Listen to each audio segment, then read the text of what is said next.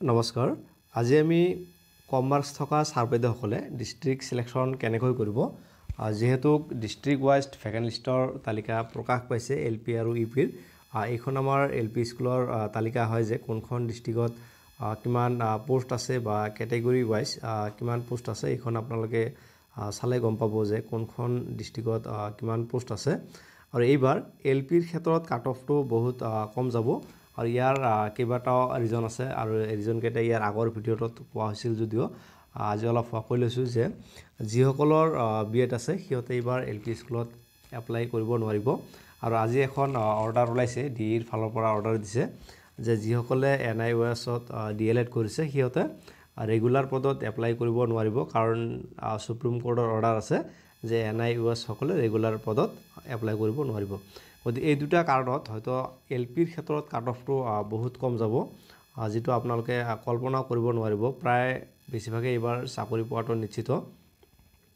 আৰু এই লিষ্টখনত যদি চাই আপোনালোকে যে শোণিতপুৰ ডিষ্ট্ৰিক্টত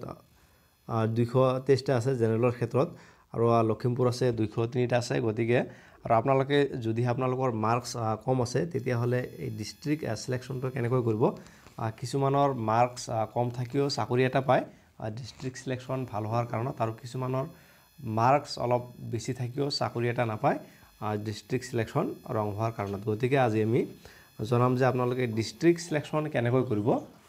যাতে ডিষ্ট্ৰিক্ট সিলেকশ্যনত ৰং হয় সেই বিষয়ে জনাম আৰু আপোনালোকে এটা বিষয়ত আইডিয়া ল'ব যে 2023 বা 22 চনত ৰিক্ৰুটমেন্ট হোৱাত যে কোনবোৰ ডিষ্ট্ৰিক্টত কাট অফটো হাই যায় আৰু বা কোন কেইখন ডিষ্ট্ৰিক্টত কাট অফবোৰ কম যায় সেইবোৰ আপোনালোকে চালে গম পাব যে কিছুমান ডিষ্ট্ৰিক্টত কাট অফ হেনো হাই হয় আৰু কিছুমান ডিষ্ট্ৰিক্টত কাট অফ বহুত কম যায় গতিকে আজি আমি শোণিতপুৰ ডিষ্ট্ৰিক্টৰ যেটো 2023 চনৰ লিষ্ট আছিল সেই লিষ্টখন চাম যে তাতে কাট অফটো কিমান গৈছিল বা এবাৰ কিমান যোৱাৰ সম্ভাৱনা আছে সেই বিষয়ে জনাম এইখন আমাৰ শোণিতপুৰ ডিষ্ট্ৰিক্টৰ লিষ্ট হয় এখন ফাইনেল লিষ্ট হয় শোণিতপুৰৰ হয় এখন 2023 চনত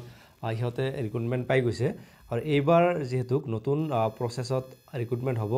এবাৰ টেটৰ পৰা ল'ব 85% হায়াৰ সেকেন্ডাৰী 5% আৰু ডিএলএড 5% আৰু আপোনালোকৰ যদি এনসিসি সাৰ্টিফিকেট আছে তেতিয়া হলে তাতে 5 মাৰ্কস পাব ইয়াতে যদি চাই যে টেটত এক নম্বৰ জনৰ আছিল 57 এইটো ওবিসি আৰু প্ৰথমতে এইটো ওবিসি আৰু এমওবিসি হয় তাৰ পিছত আমি গোটেইখিনি জনাম যে ইয়াৰ 57.33 আছে 66 আছে 65 আছে 64 আছে এই গোটেই কিখন হয় এইবোৰ টেটৰ মাৰ্ক হয় যেহেতু বা টেটৰ পৰা 85% মাৰ্ক ল'ব আৰু এইবাৰ যাৰ টেটত মাৰ্কটো অলপ বেছি আছে ইয়াৰ চাকৰিটো কনফাৰ্ম গতিকে আপোনালোকে ইয়াতে চাই লওক এটা আইডিয়া লওক যে কিমানলৈকে যোৱাৰ সম্ভাৱনা আছে বা কিমানলৈকে এপ্লাই কৰিছিল আৰু এইবাৰ কিমানলৈকে যোৱাৰ সম্ভাৱনা আছে সেই বিষয়ে জনাম প্ৰথমতে আমি ক্যাটাগৰী ৱাইজ যে কিমানলৈকে আবেদন কৰিছিল সেইখিনি জনাম প্ৰথমতে ওবিসি আৰু এমওবিসি গল এবাৰ এসসি আছে এসসিৰ ক্যান্ডিডেট যদিহে চাই আছে তেতিয়া হলে আপোনালোকে ইয়াতে চাই লওক যে টেটৰ মাৰ্কখিনি কিমানলৈকে গৈছিল বা আছিল আমাৰ একেবাৰে শেষত দিয়া আছে যেটো আমাৰ এইটো এসটিপি হয় এসটিপি ইয়াতে দিয়া আছে আমাৰ এইটো ইউআৰ হয় ইউআৰ চালে গম পাব যে ইয়াতে দিয়া আছে 76 আছিল টেটত পাৰ্সেন্ট 67 73 66 70 74 এবাৰ আমাৰ টেটৰ মাৰ্ক হয় সো 60 আছিল যেটো এবাৰ ইউআৰ হয় গতিকে ইউআৰত 60 টো লাগিবই কম্পালসৰি 60 ৰ তলত নাহে এতিয়া আমি কাট অফ বৰ কিমানলৈকে যোৱাৰ সম্ভাৱনা আছে সেই বিষয়ে চাম প্ৰথমতে আমি চাম যে ওবিসি আৰু এমওবিসি সকলৰ মাৰ্ক কিমানলৈকে যোৱাৰ সম্ভাৱনা আছে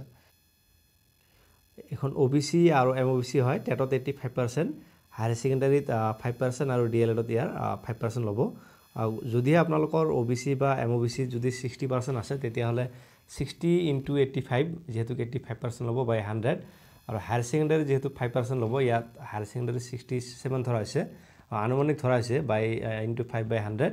আৰু ডিএলএডত যেহেতু 5% ল'ব গতিকে 73 ইয়াৰ ধৰা হৈছে 73 * 5/100 আৰু এইখিনি ক্যালকুলেশন কৰিলে ইয়াৰ টেটত হয় 51 হায়াৰ সেকেন্ডাৰীত 3.35 আৰু ডিএলএডত আছে 3.65 ইয়াৰ মুঠ টোটাল হয় 58 গতিকে ওবিসি আৰু এমওবিসি 58 হ'লেতো কোনো কথা নাই, এইটো ছেভজন হ'ব। যদি আপোনালোকৰ এইবাৰ 56-57ত চাকৰি পোৱাৰ সম্ভাৱনা আছে, যিহেতু এবাৰ কাট অফটো বহুত কম হোৱাৰ সম্ভাৱনা বহুতকেইটা কাৰণ অলৰেডি আগতে কোৱা হৈছে। এইবাৰ আমি ইয়াৰ পিছত জনাম এইবাৰ SC বা STP সকলৰ কিমানলৈকে যোৱাৰ সম্ভাৱনা আছে। SC বা STPত যিহেতু এইবাৰ কেণ্ডিডেটৰ সংখ্যা কম হ'ব, গতিকে যিহেতু সিহঁতৰ 55 হ'লে 5 মাৰ্ক হয়, গতিকে 55 × 85/100, ইয়াৰ হায়াৰ ছেকেণ্ডাৰী 70 × 5/100 আৰু 75 × 5/100, গতিকে ইয়াৰ টেটত যিটো হ'ব 46.75 আৰু হায়াৰ ছেকেণ্ডাৰী 3.5 প্লাছ DLEডত হ'ব 3.75 আৰু এই তিনিওটা মিলি যোগ কৰিলে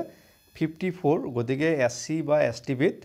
যদিহে 54-67 থাকে তেতিয়াহ'লে SC বা STPত চাকৰি পোৱাৰ সম্ভাৱনা আছে। এইবাৰ আমি একেবাৰে শেষত যিহেতু URৰ ক্ষেত্ৰত আলোচনা কৰা হ'ব, গতিকে URৰ ক্ষেত্ৰত ইয়াতে UR লোৱা আছে আৰু URত যিহেতু টেটত 85 ছেম একে হয়, যিহেতু ইয়াৰ 5 মাৰ্কটো হয় 60, গতিকে 60 × 85/100 আৰু হায়াৰ ছেকেণ্ডাৰীত লোৱা আছে 63 × 5/100 আৰু DLEডত লোৱা আছে 86 × 5/100, গতিকে এইখিনি প্লাছ কৰিলে হয় 58.45। যদিহে জেনেৰেলত যদি 58 বা 56-78 আছে তেতিয়াহ'লে চাকৰি পোৱাৰ সম্ভাৱনা বহুতেই আছে। চ' ইয়াৰ কাৰণকেইটা আগতেও কোৱা হৈছে আৰু আপোনালোকৰ মাৰ্কছখিনি কমেণ্টৰ জৰিয়তে জনাব পাৰে আৰু লিষ্টখন ভালদৰে চাব যে কোনকেইখন ডিষ্ট্ৰিক্টত চিলেক্ট কৰিলে চাকৰি এটা পাব। যদি হোম ডিষ্ট্ৰিক্ট নহয় বেলেগ ডিষ্ট্ৰিক্টত চিলেক্ট কৰক, কাৰণ চিলেক্ট কৰাৰ পিছত মিউচুৱেল হৈ বা 10 বছৰৰ পিছত আপোনালোকে হোম ডিষ্ট্ৰিক্টত আহিব পাৰিব, গতিকে প্ৰথমতে চাকৰিটো লাগে। গতিকে চাকৰিৰ কাৰণত আপোনালোকে ভালদৰে চাই চিতি এপ্লাই কৰিব যাতে চাকৰিটো পায়, মাৰ্কছ কম থাকিব। আৰু যদিহে চেনেলটোত নতুনকৈ ভিজিট কৰিছে, ছাবস্ক্ৰাইব কৰি বেল আইকনটো অন কৰি ল'ব। Thank you very much for ৱাচিং।